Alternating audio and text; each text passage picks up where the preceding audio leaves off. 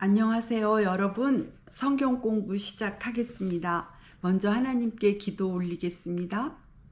사랑하는 우리들의 아버지, 오늘도 변함없으신 아버지의 사랑과 은혜 감사드립니다. 그 사랑으로 우리를 오늘도 말씀 듣게 하시는 거 믿사오니 그렇게 해주시는 아버지의 뜻 이루어 드리도록 우리의 삶을 이끌어 주시옵소서. 예수님 이름으로 기도드렸습니다. 아멘. 네. 지난주에 이어지는 말씀입니다. 범죄하여 에덴 동산에서 쫓겨난 아담과 하와가 아들들을 낳습니다. 가인과 아벨입니다. 가인은 농부가 되었고 아벨은 양을 쳤습니다. 창세기 4장 1절에서 2절입니다.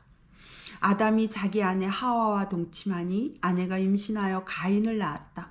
하와가 말하였다. 주님의 도우심으로 내가 남자아이를 얻었다. 하와는 또 가인의 아우 아벨을 낳았다. 아벨은 양을 치는 목자가 되고 가인은 밭을 가는 농부가 되었다. 아멘. 이어서 성경은 가인과 아벨이 하나님께 바친 제물에 대해서 증언해 주고 있습니다. 창세기 4장 3절에서 4절입니다. 세월이 지난 뒤에 가인은 땅에서 거둔 곡식을 주님께 제물로 바치고 아벨은 양떼 가운데서 맛배의 기름기를 바쳤다. 아멘. 그런데 하나님께서 아벨과 가인이 바친 제물을 다르게 대하십니다. 창세기 4장 4절에서 5절입니다. 주님께서 아벨과 그가 바친 제물은 반기셨으나 가인과 그가 바친 제물은 반기지 않으셨다. 그래서 가인은 몹시 화가 나서 얼굴빛이 달라졌다. 아멘. 그렇습니다. 하나님은 아벨이 바친 제물은 기쁘게 받으셨지만 가인이 바친 제물은 거절하셨습니다. 그러자 가인이 몹시 화를 내고 얼굴색이 달라졌다고 성경은 증언합니다. 가인은 누구에게 화를 내고 있는 것일까요? 하나님과 아벨에게 화를 내고 있는 거 아니겠습니까? 물론 후에 힘없는 아벨에게만 화를 쏟아내지만 감히 하나님께도 화가 난 것 맞습니다. 하나님께서 가인의 제물을 받지 않으신 것은 가인 자신의 문제이지 하나님의 문제도 아니고 아벨의 잘못도 아닙니다. 그런데 가인은 하나님 앞에서 자신에게 어떤 문제가 있는 것인지 근심하거나 두려워하지 않습니다. 가인의 마음이 얼마나 부패해 있는지요. 우리가 가인이라면 어떻게 반응했을까요? 우리는 가인과 다르게 반응했을까요? 우리 또한 우리가 하나님 앞에서 근심하면서 두려워하며 회개해야 할 일인데 오히려 하나님을 원망하고 다른 사람을 미워하는 일은 정말 없는지요? 하나님은 우리의 구원을 위해 성경을 통해 이렇게 말씀해 주고 계십니다. 빌립보서 2장 12절입니다. 그러므로 나의 사랑하는 자들아 너희가 나 있을 때뿐 아니라 더욱 지금 나 없을 때에도 항상 복종하여 두렵고 떨림으로 너희 구원을 이루라. 아멘. 고린도후서 7장 10절입니다.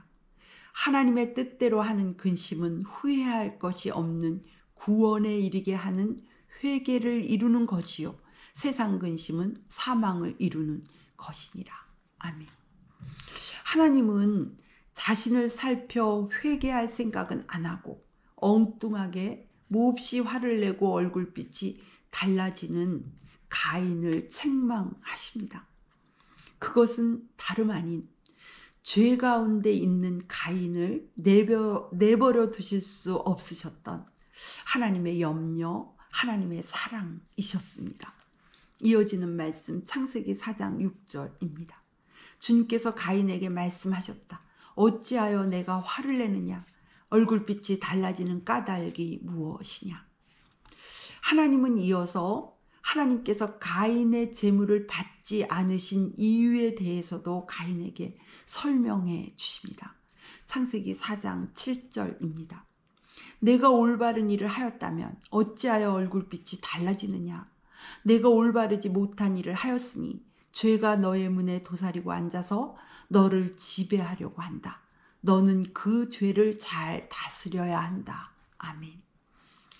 가인이 농사를 지었고 아벨은 양을 쳤으니 아벨은 가인에게서 먹거리를 공급받아야 했을 것입니다.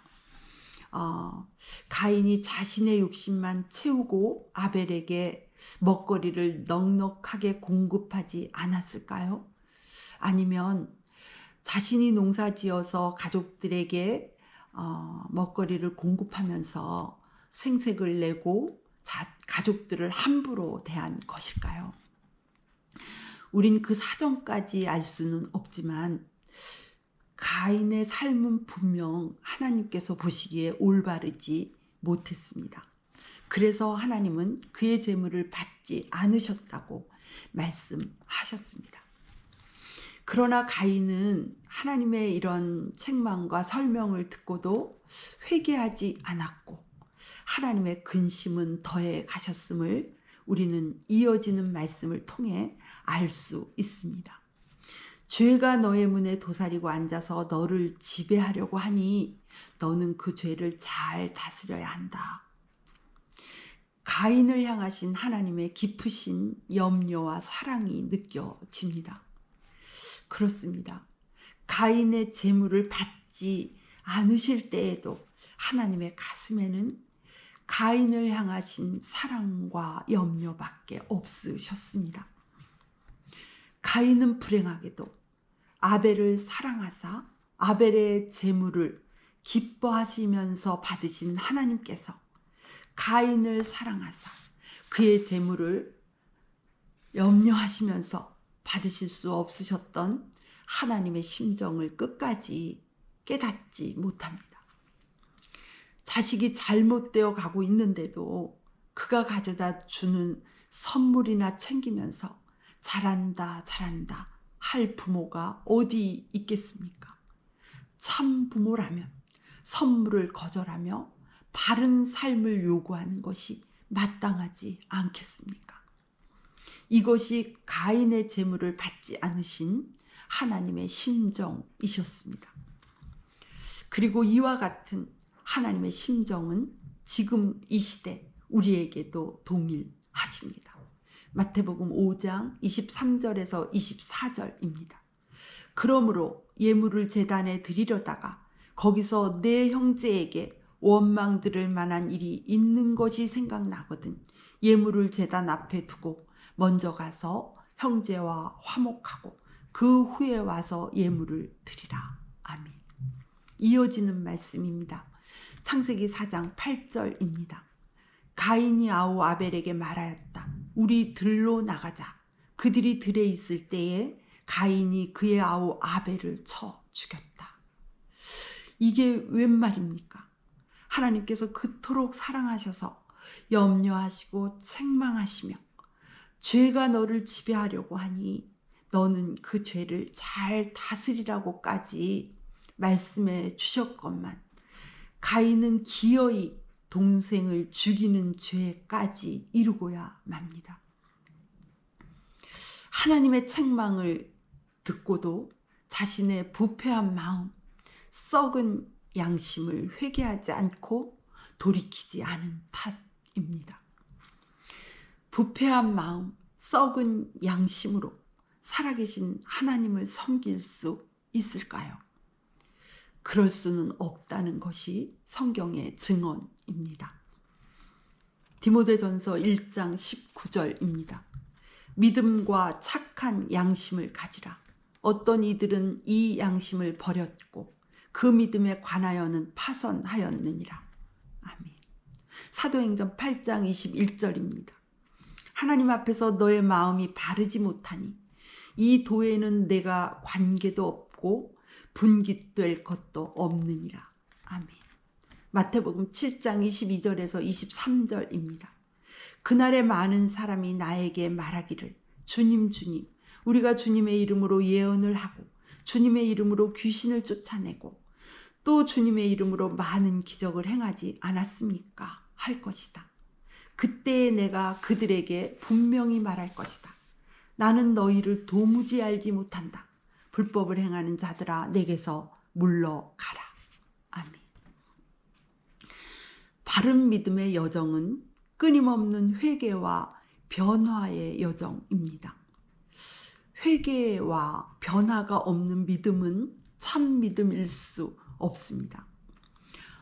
특별히 하나님은 예레미야 선지자를 통해 만물보다 더욱 거짓되고 아주 썩은 것이 사람의 마음이라는 가슴 아픈 진실을 가르쳐 주셨습니다.